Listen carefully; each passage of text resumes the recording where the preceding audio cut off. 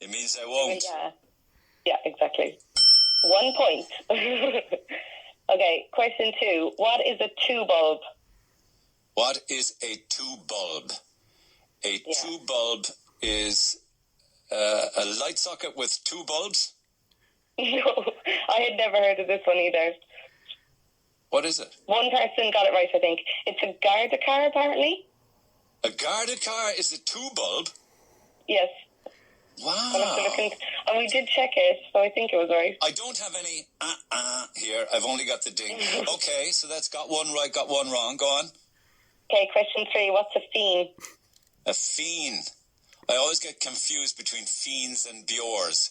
I'm going to say that fiend is a girlfriend, a girl. Is it the other one? Yeah, a boy. I should have got that right. You're doing bad, Neil. That's mortifying. All right, go on. Okay, question 4. What's a jag? A jag is a date. Very good.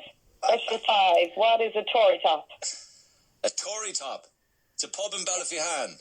I actually said that on the night. I said it's not a pub. It's a pine cone, isn't it? Yeah, exactly. It's also a pub in Ballyfihan. Number 6 was, if you got a 50, what has happened? She didn't turn up. Yeah, stood up. I'm redeeming myself. This is good. Livid about question fiends 7. and viewers. How would you describe two people doing a line? In Cork parlance, like doing a line is a date, a jag. Yeah. Good? Yeah. Doing a line, that's another one There I'd was love to lots of funny answers. That's another one I'd love to have explained. What kind of funny answers did you get to that? I don't know if I'm allowed to say things on radio. I know exactly what you're going to say. It involves a particular white powder, so we'll move on. Exactly. Question 8. What is a funt? A funt? Yeah, I love this one. Well, we used to have a term, a funt up the HOLE, so it's a kick up the backside, right? Yeah. Question 9. Where would you go on the lang from? Something that I did quite a bit. You wouldn't go to school, right? Yeah, exactly. You could also say on the hop. Did you ever hear that one? Yeah, that's kind of what we would have said more, yeah, but on the lang I've heard as well. Although one of the lads was trying to tell us that on the lang meant if the coal man was coming around the estate to drop off the bags of coal and the young fellas would jump up on the back of the coal van to get a spin, or he said that was something to do with on the lang as well. He's technically right. I think he possibly could have got half marks for that. That was getting a langy, I think, wasn't it?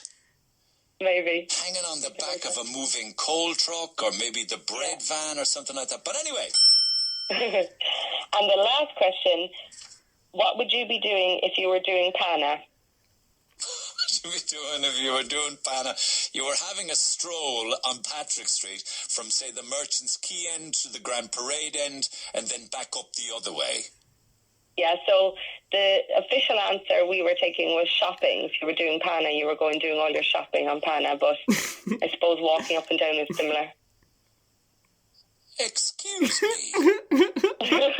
Doing Pana has absolutely nothing to do with buying anything. Doing Pana is going for a stroll or a scove up and down Patrick Street, meeting friends, giving fellas the Banu. How's it going? Haven't seen you in a while. You don't have to. I'm open to correction on this now.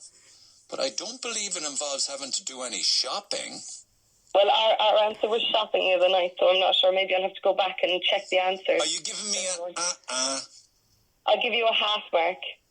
So what did I get? 7.5 out of 10 or 6.5 out of 10? 1, 2, 3, 4, 5, 6, 7.5. That wasn't bad. Okay, let's leave it up to the good people of Cork as to what they believe doing Pana is. And I'm livid over the fiends and bures. I got it backwards, but that's the story of my life, inside out. What's next week? What's next week's quiz going to be, Aisling?